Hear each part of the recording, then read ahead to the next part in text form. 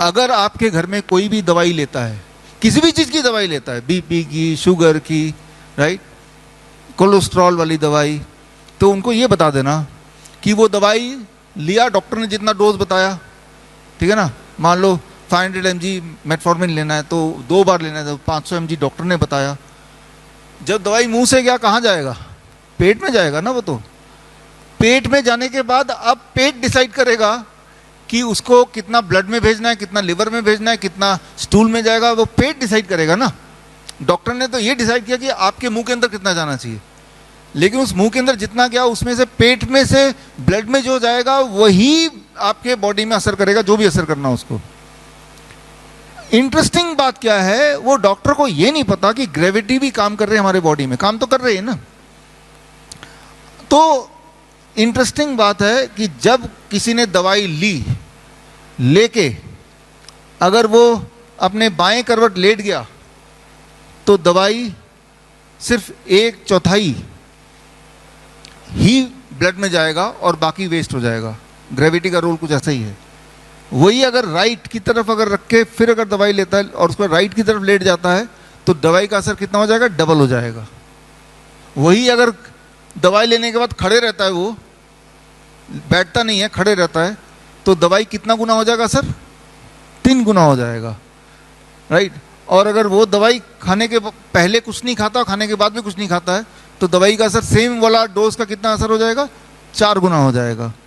तो आप सोचिए कि एक ही दवाई है, उसी इंसान ने खाया, उसी वक्त खाया, अब वो कितना बॉडी में असर करेगा वो निर्भर करता है कि उसके बाद उसका पोस्चर क्या है। लेकिन क्या आपको लगता है किसी डॉक्टर ने कभी इस बारे में बताया? राइट, अगर वो खड़े रहता है, यानी कि दवाई को जितना असर करना चाहिए था उसका 3 गुना असर कर रहा है, तो बीपी की दवाई अगर 3 गुना असर करेगी तो क्या होगा उस इंसान को? Low blood pressure. याद रखिए, हाई ब्लड प्रेशर नहीं, लो ब्लड प्रेशर से हार्ट अटैक होता है। तो ये डेंजरस है उनके लिए, बीपी की दवाई खाने वाले लोगों के लिए। एक तो खाइए मत, DIP डाइट अपनाइए तो बीपी की दवाई छूट जाती है, या फिर अगर खाना ही है, खाने के बाद खड़े मत रहिए, बैठ जाइए भाई, राइट। छोटी सी बात है, ग्रेविटी वर्क्स ज़्यादा पावरफुली बॉडी में when you are standing, right. तो ये इंटरेस्टिंग एक फील्ड है जिससे हम किसी की जान बचा सकते हैं, सिर्फ ये बता के भाई जब आप खड़े होके रहते हैं खाना दवाई लेने के बाद, और अगर ब्लड शुगर की दवाई है और आपने खाया और उसके बाद बैठे नहीं, चलने लगे, खड़े होने लगे, तो उसकी असर 3 गुना हो गई जितना होना था एक्सपेक्टेडली। तो आपके ब्लड में शुगर क्या होगा? ज़्यादा होगा, कम होगा? कम हो जाएगा। Low blood sugar, hypoglycaemia.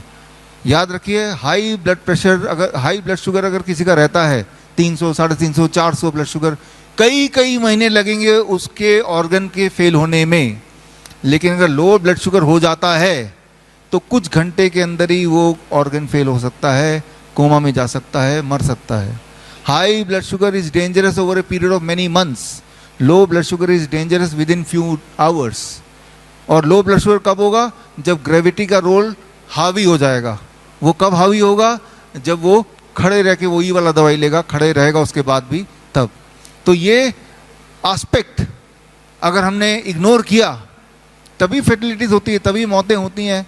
फिर लोग सोचते इसको हार्ट अटैक क्यों आ गया, राइट, अचानक क्यों कोमा में चला गया, अचानक ब्लड शुगर क्यों कम हो गया?